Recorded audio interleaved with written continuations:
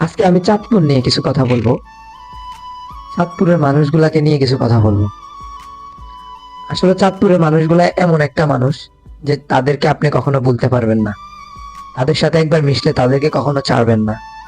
কারণ মানুষগুলো এতটাই মিশুক যে সহজে মানুষের সাথে মিশে যায়, মানুষকে ভালোবাসে।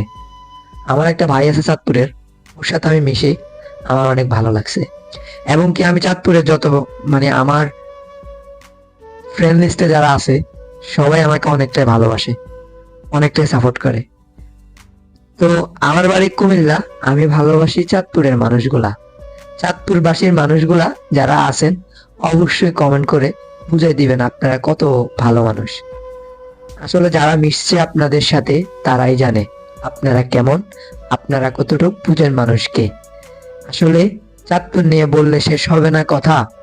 আমি ভালোবাসি চাঁদপুর।